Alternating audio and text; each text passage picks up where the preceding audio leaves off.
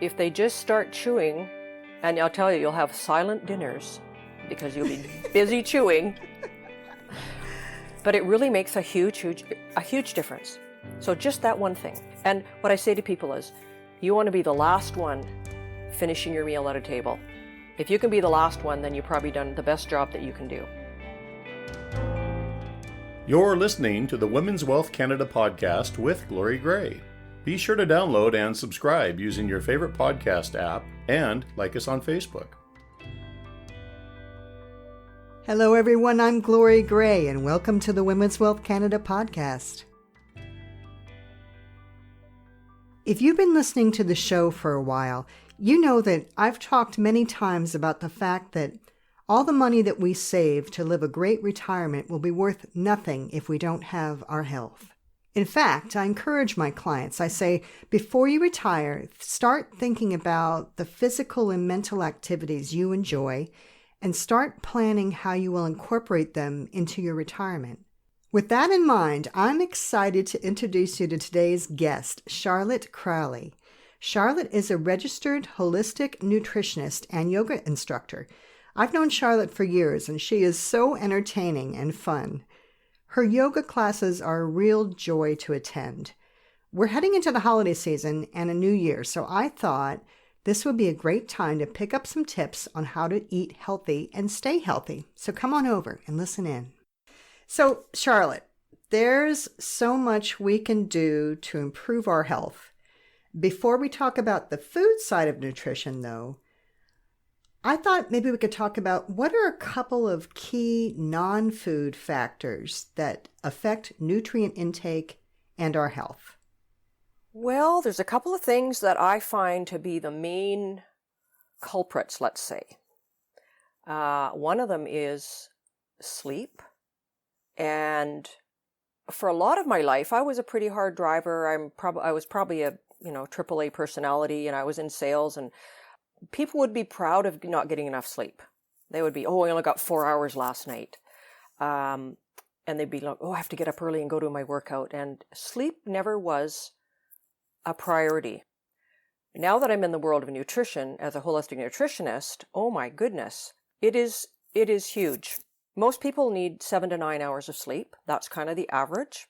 In North America, this is mostly U.S. statistics, but most of those statistics really fall into Canada too. Our lifestyle is so similar. So when I say research, it's pretty well covering all of us. The average person now gets about 6.5 hours sleep. And the thing is what sleep does for you. First of all, when you go to sleep at night, your body detoxes itself. So it detoxifies everything.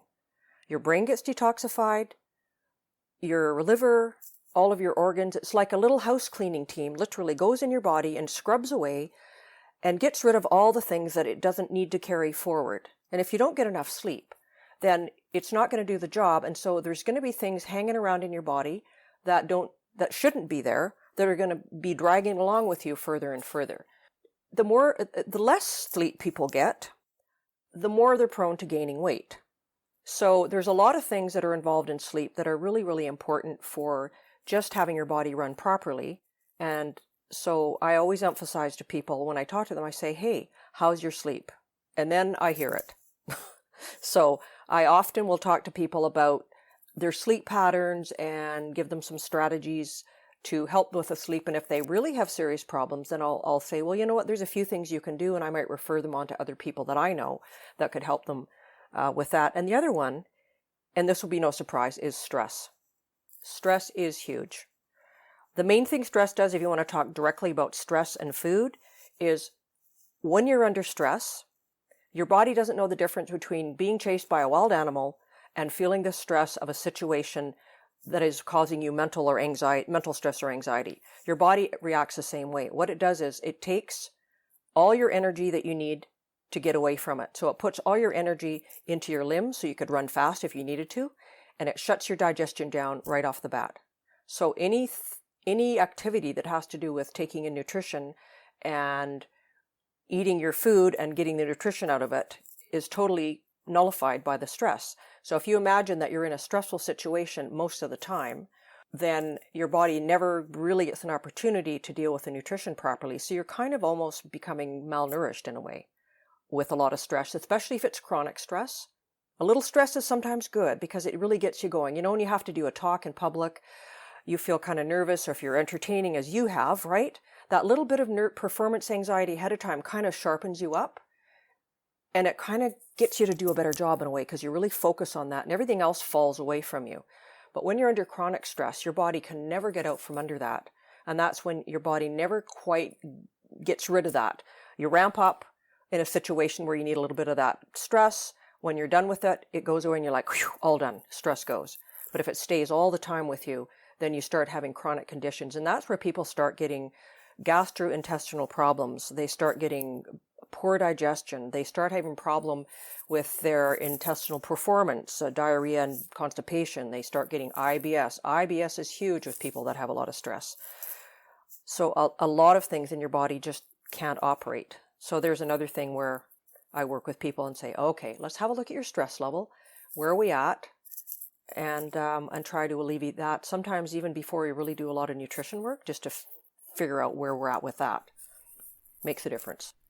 So then let's talk about diet. I mean, if I'm going to make one change to my diet that would make a big difference, what would it be? Number one, cut out or cut down on added sugar. It's rampant in society. It's everywhere we go. It's in every processed food pretty well you can find. And so if there's one thing you can do is just, first of all, be aware, read labels, or find out. Let me tell you a little example here. I went for lunch with my mom a couple of years ago. Went to a local, well-known place that's known for milkshakes. And she said, oh, I think I'll have a chocolate milkshake. Now, she was supposed to be kind of on a dairy-free, gluten-free diet for her digestion. And I just went, okay. So she orders this. While we're waiting, and we also ordered food. While we're waiting, I said to the waitress, do you have a nutrition guide out of interest? And she brought it to me. I looked up the amount of added sugar in a chocolate milkshake. So before I tell you the answer here, like how much it was, the amount of added sugar in a diet for a woman should be no more than about 25 grams a day. That's about 6 teaspoons. In my opinion, that's still too much sugar. But that's kind of the World Health Organization. Here's the recommended, right? So that's 25 grams. One chocolate milkshake had about 75 grams of sugar in it. So when I read that, I went, okay, well, that's about 3-day supply, but in my opinion, it's probably a 6-day supply. And then you look at all kinds of condiments, ketchup, mayonnaise, all kinds of things, salad dressing, added sugar, juice. It's better to eat the whole fruit, right? Because if you compress the fruit to make a cup of juice, you're going to have what? 4 or 5 of the fruit. It's now concentrated, and so you get added sugar without all the other fiber in there that actually helps make it work for nutrition. So that's one thing I would say to people is just beware of how much sugar that you're taking in. Added sugar is anything that would be a label. Added sugar wouldn't be like a banana, an orange, a piece of fruit or something. Or a carrot. Carrot has sugar in it as well, but the added sugar would be anything that's put in food, processed, or anything that's processed to become a little bit different than its original form. And that way, if you just do that one thing, that'll really make a difference to a lot of processes in your body. And let me tell you something cool that happened. Health Canada in 2019 decided to change our food labels. Now, previously, they would take input from industry, so dairy, beef, grain, etc., all the players of food in the food industry.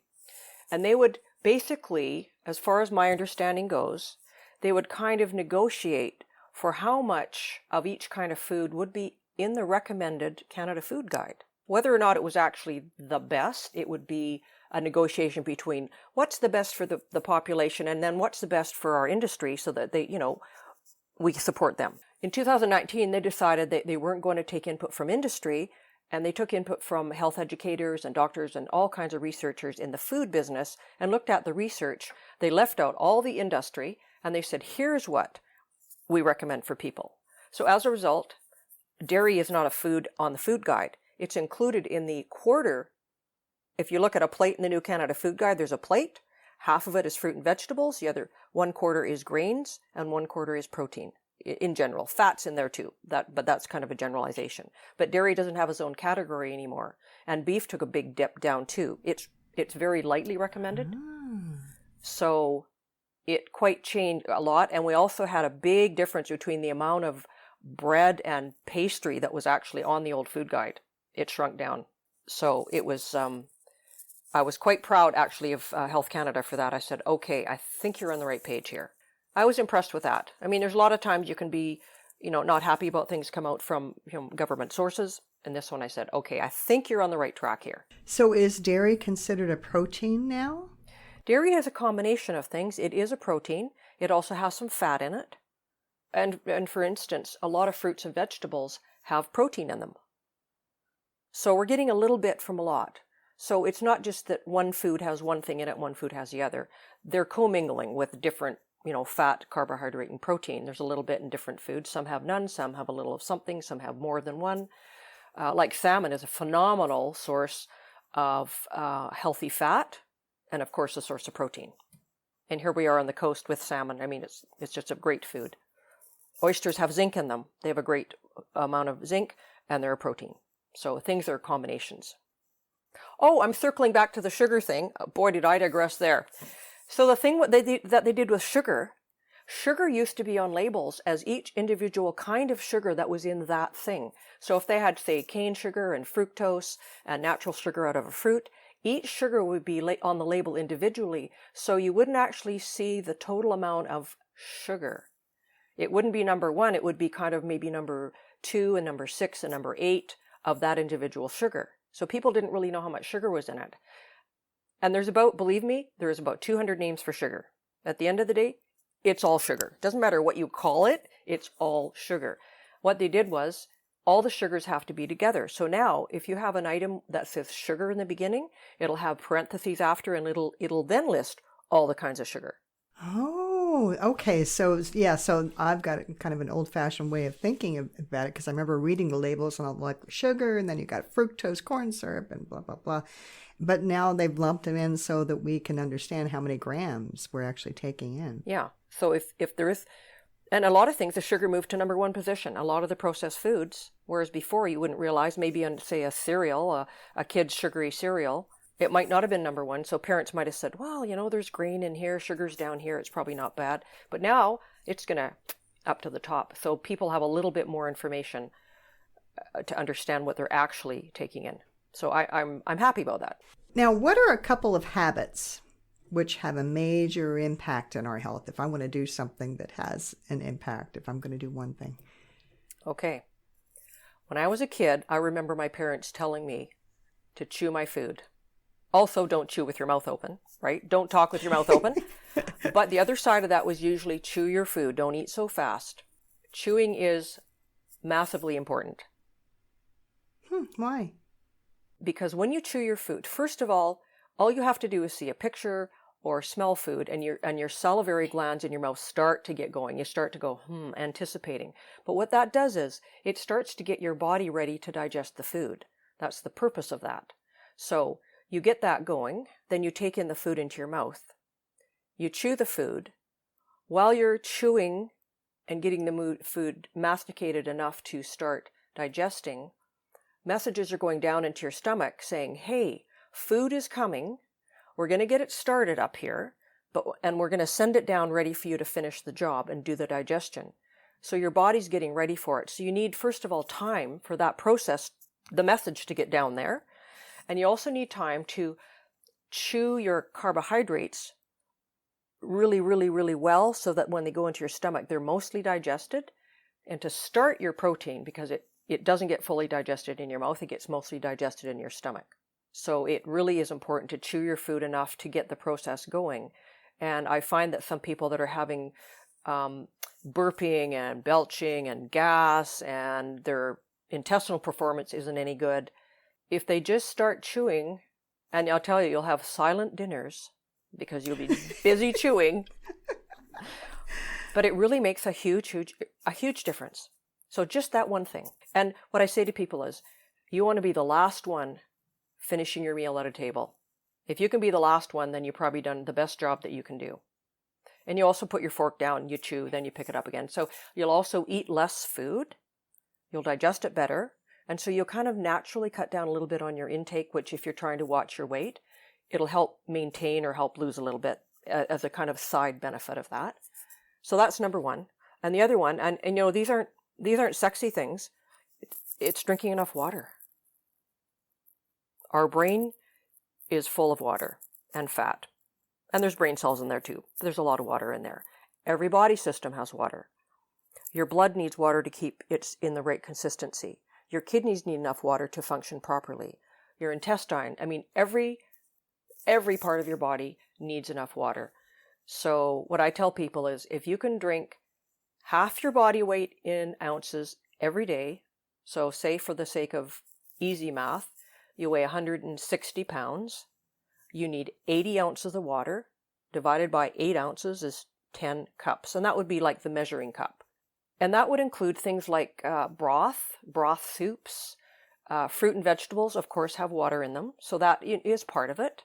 Herbal teas. Coffee tends to be dehydrating. So if you're a coffee drinker, and I do like my coffee, I just remember that a cup of coffee is going to be a little bit dehydrating. So I want to make sure that I have water with it. Also, not drinking with meals is a really great strategy because it doesn't decrease your stomach acid. So if you drink a lot of water with your meal, then that can contribute to, you know, poorer digestion. So having little sips. Of course, having a glass of red wine with the meal can be quite helpful. One glass. One glass. So red wine has got a lot of health benefits. So if you're a wine drinker and you like your wine, sips of wine with the meal is usually considered to be fairly healthy. I don't recommend people start drinking if they don't. But any kind of liquid intake, and then over the day, spaced out over the day. Not all at once. Don't drink it all at night if you think, wow, I'm missing 4 cups, because you're going to be up half the night, you know. Making the walk down the hall. Making the walk down the hall. So chewing, and hydrating, 2 of those things, if you incorporate those 2 habits, then that is going to be a great help to improving your health. Easy changes. Yep. Just a matter of doing it. Yes. Yes. Right. And you were talking about chewing your food, taking your time. So I've heard that it takes 20 minutes for your stomach to get the message that you're full, or something to that effect. Is there something to that? There is, and that's a great point. And that goes along with chewing and eating at a pace that your body can handle all the processes that happen after it goes into your mouth, all the digestion, etc. And if you eat at a slow enough pace, then it does take about 20 minutes before your brain actually gets the message from your stomach to say, I've had enough, I'm full.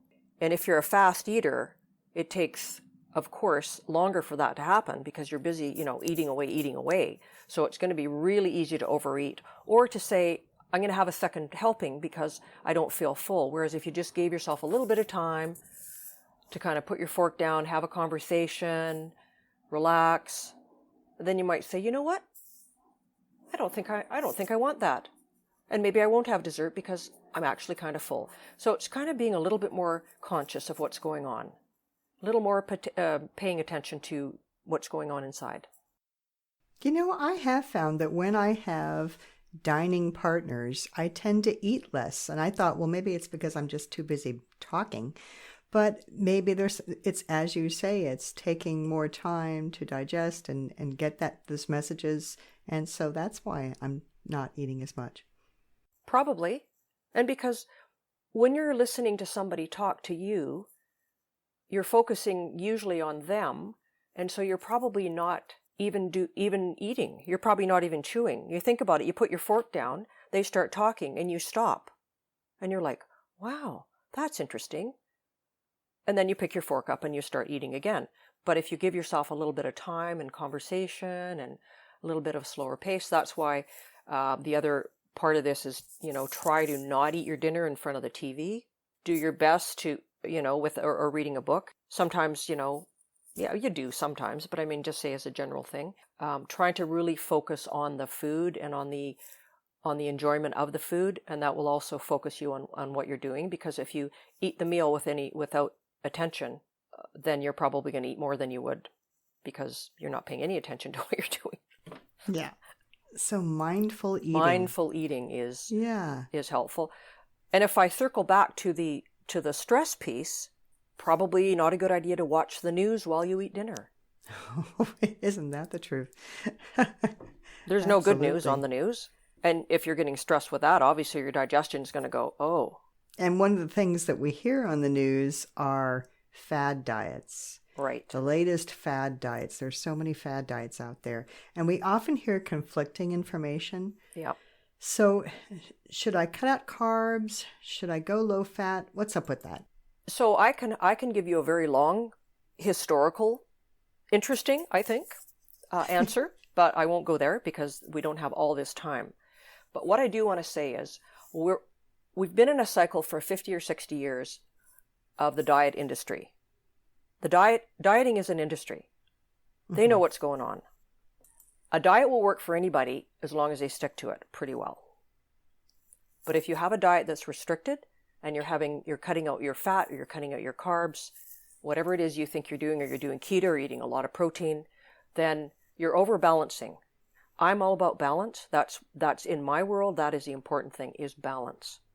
So finding the right balance of foods to eat, incorporating all the food groups, because our body needs fat. In the 80s, there was a low fat craze because it was like, oh my gosh, saturated fat is bad.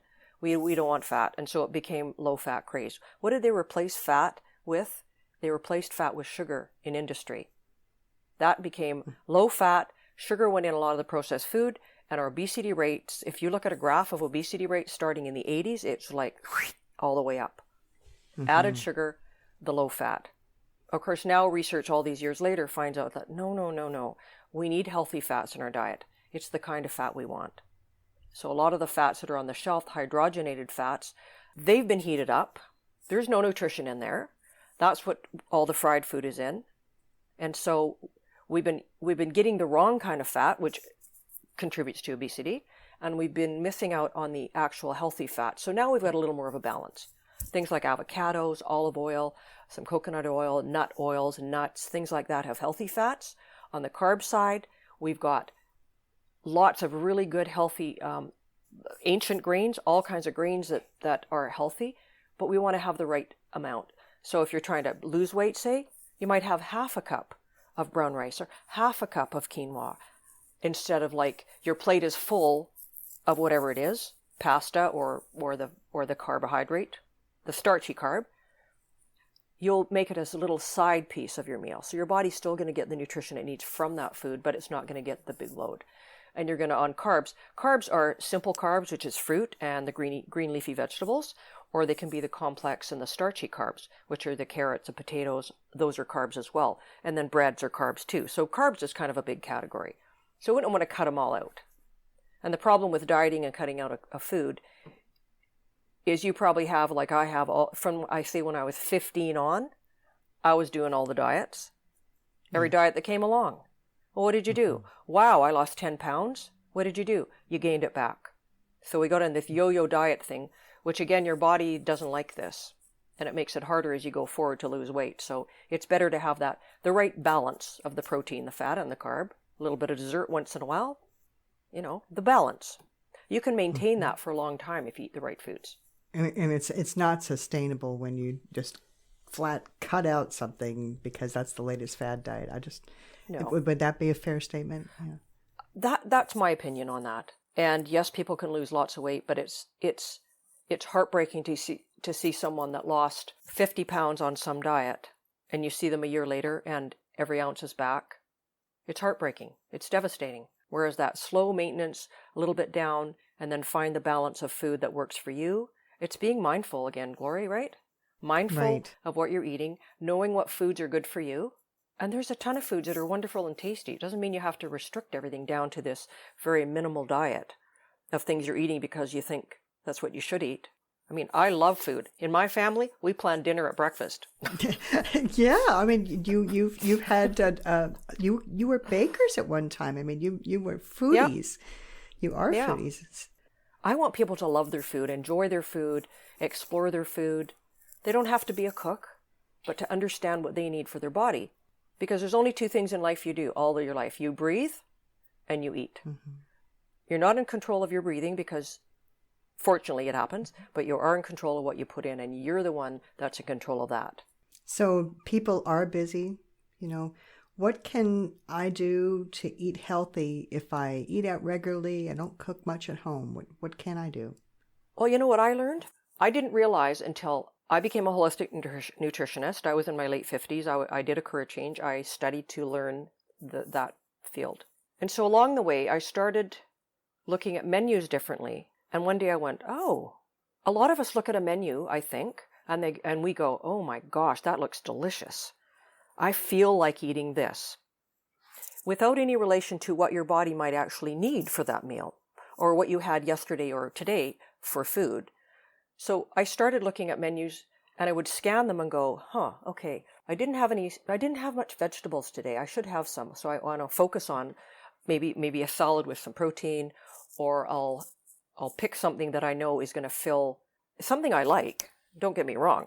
But I will figure out what I should have off that menu. And often I'll scan a menu and I'll come up with maybe 2 items on the menu that are appropriate for me at that meal. And then that's what I'll pick. And occasionally I have something that probably isn't good for me. Every now and then I'll say, I'm just going to have this because I feel like it. But honestly, most of the time I do the scan. I decide what seems to be the right thing. And then that's what I pick from the menu.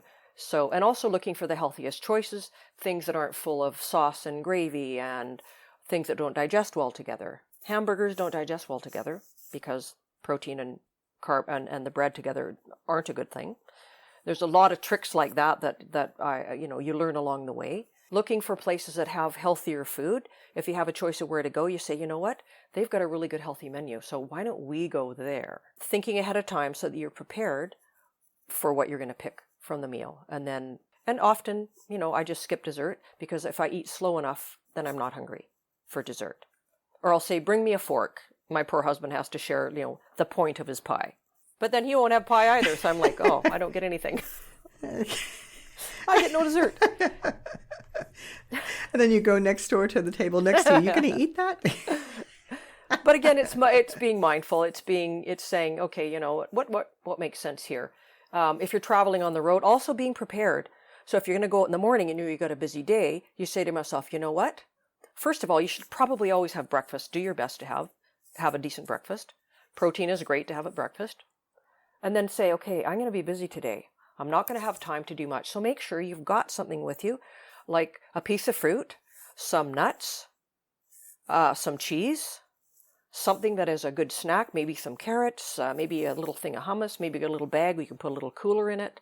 So you're a little bit prepared so that you don't say, I'm starving. I'm going to drive through the drive-thru. I'm going to get a coffee and a donut, which picks you up and drops you like a rock. So it's not good for your blood sugar. So just being a little bit more planned and then shopping and making sure you've got food available, that is going to be something you want to have. So you kind of plan for your time the best you can. One of the toughest places I found to eat healthy is if you're on a road trip. If you're a snowbird and you're heading south for the winter, oh my word, there's nothing but drive-in fast food. So maybe pack some lunches, plan ahead. Yeah, plan ahead, pack your lunch, make sure you've got some healthy snacks with you. So when you get hungry, you're gonna eat something that is healthy for you. It'll also keep your blood sugar stable if you're eating healthy food, so that then you're not going to be at mercy of your brain saying, I need something, get me something sugary and fat right away because I'm thinking. Yeah, so that made me think of something else. So, even if we're working at home or we're retired, we'll get at 2 or 3 o'clock, I want to snooze, I want all the chocolate in the house. What are some healthy snack options if my energy is flagging in mid-afternoon? One thing I've been having lately, because we just came through apple season, and my mom has an apple tree at her place with my favorite apples on it. So I cut up a piece of apple, and I have a few nuts. I usually buy organic nuts because we want to make sure we're eating as healthy as we can. So maybe just a quarter cup, a very small amount because they're high calorie, but they can really give you a boost. So I'll have a little bit of sliced up apple, a bit of nuts, and I might even add a little piece of cheese in there. So I've got some really good taste, and I've got the crunch, and I've got the flavor all together. Also some cut up things like carrots and hummus. A little bit of soup is good. If you had lunch and you didn't finish it, so maybe you had a salad for lunch and you just couldn't finish it, because you get filled up with some of the fiber in the leafy greens. So things like that. Avocado, great, healthy fat. Avocado with a little bit of salmon in it. Healthy fat, a little bit of protein. Protein is good. If you have anything left over from dinner, you maybe had chicken for dinner. You have a little bit of chicken left over, you can have a little bit of chicken, grainy crackers, a little peanut butter, almond butter, a piece of fruit, yogurt and fruit. Often I'll have a smoothie in the morning, but sometimes in the afternoon, if I didn't have a smoothie in the morning, I'll say, maybe I'll make a smoothie, or I'll just have a little bit of yogurt, put a little bit of grated nuts on top, a little bit of fruit in there, and that'll coast me through the afternoon. So all kinds of things that are not out of a package and not out of a little bag you've ripped open that says healthy snack on it. Honestly, if it says healthy snack on it, it says natural. A lot of the time, look at the ingredients. Yeah. See if it actually. And if these things, these ideas that you're suggesting, Charlotte, they don't take any more time than opening a bag. Quite honestly, it really is all about just stepping back and planning a little bit, or just at least thinking a little bit and being more mindful, like you're saying. Yeah. Yep. And, I've had people tell me, grandmothers, their families coming to visit, and they said, what I always have on the table in a big bowl is fruit for the grandkids. I bring out a tray of cut up carrots and celery and broccoli, a little bit of hummus, and that's what the snack is for the kids. So anything to get them interested in eating healthy when they're little, and then as they get older, they're going to start to maybe think a little bit more about, what they're taking in. And planning. Planning is huge. Having the food available so that you've got it available for when you do want to have the snack and you're going to be hungry. And I never say don't ever have cookies. Mm-hmm. But if you're going to have a cookie, if you're going to make, first of all, try to make them and then use healthy ingredients. What I often do is I'll Google the first word. If I'm Googling for a recipe, I put healthy first. I put healthy and then whatever it is I'm looking for. And then I automatically get the list of things that have more healthy ingredients. And I found some great little websites that have all kinds of healthy choices for all kinds of things. You can Google healthy whatever with 5 ingredients or 1 ingredient, so you keep it as simple as you can. So you're not overcomplicating what you're trying to do. Any final tips you have for our listeners, Charlotte? I think the thing is being realistic about it and not trying to jump in to do this big, huge change to your routine all at once, which is really, really hard to put it into play, and it's hard to keep it going. So it's easier just to say, okay, here's some things I think what will work for me. So that's why I say, if you do nothing else but say, I'm going to chew more, great. Focus on that. Mm-hmm. And then in there you say, I'm going to pay attention to my water drinking. I think I'm going to find a way to make sure. And so some people, they get several water bottles and they set them around their house in different places so they actually see it right there and think, oh yeah, I haven't had water. So that they actually give themselves clues along the way. And then say, well, what else I can do? Okay, everybody knows that they should eat fruit.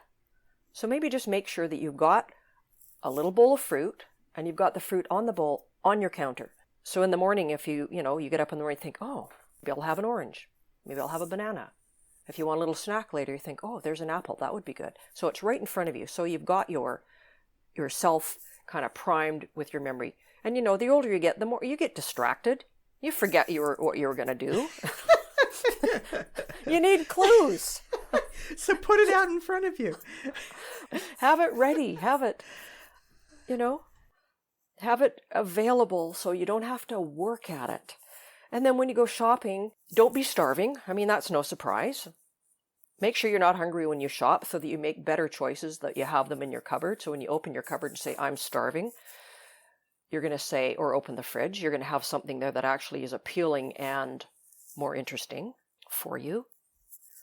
And then just do your best and just start to incorporate little things in your diet. We're in the time of year where it's great to make soup. So if you're inclined, making soup is not that difficult. I make bone broth regularly. I got in the habit of it. So I make bone broth regularly, and oh my goodness, my house smells so good. We have it just to drink. We can have it, you can dump some, leftover veggies from dinner in bone broth, heat it up, and you have soup for lunch. So just things that make it easy to do for yourself. So, Charlotte, how can people get a hold of you best and find out more about what you do and how you can help them? They can email me, which is probably the best way just to get right to me. I do a free consult. I do about 45-minute free where people can just, make a time to sit and do Zoom or just on the phone. Zoom is nice because you can see each other. And we just have a chat about what's going on and what they're thinking and what their issues are. And my email is healthywisdom@shaw.ca. And my website is healthywisdom.ca. So those are two ways of easily getting a hold of me. I have a website. I've got testimonials in there. I have sections for I teach yoga as well, so I have information on my yoga classes. I have information on my holistic nutrition, information on how I deal with private clients. I do lunch and learns for companies. So lots of options. Thank you so much for joining us on Women's Wealth Canada today, Charlotte. And we'll put all of the links to Charlotte's website and her email address in the notes. So thank you so much for being with us today. Well, thank you, Glory. That was registered holistic nutritionist Charlotte Crowley. I have a secret to share with our listeners. Charlotte and I are partnering up to offer some special online yoga and nutrition sessions in the new year, and they're going to be free for my clients, their guests, and a select group of our podcast listeners. So if you want to get notified of how you can win a chance to be part of those sessions, go to my website, glorygray.com, and sign up for our newsletter, and you'll be among the first to get a chance to win free yoga and nutrition. That's all for today. If this podcast helped you, please subscribe and please let others know about it so we can help them too. And you can follow Glory Gray Wealth Solutions on Facebook. Are you going through a life transition and need to find a financial advisor to manage your investments? You don't have to feel intimidated wondering how to find the right one. Grab my free guide, 12 Smart Questions to Ask When Interviewing a Financial Advisor. Just go to glorygray.com, pop in your email address, and we'll send it right to your inbox. You can also schedule a free 30-minute phone call with me where you can ask your specific financial questions. Just pop over to my website, glorygray.com, and contact us. Until next time, this is Glory Gray, your personal trainer for financial fitness, telling you to take charge of your finances, plan for the future, but most of all, enjoy today. And bye for now. This podcast is for informational purposes only and should not be construed as investment, tax, or legal advice. It is not an offer to sell or buy, or an endorsement, recommendation, or sponsorship of any entity or security cited. Mutual funds offered through Portfolio Strategies Corporation. Other products and services provided through Glory Gray Wealth Solutions.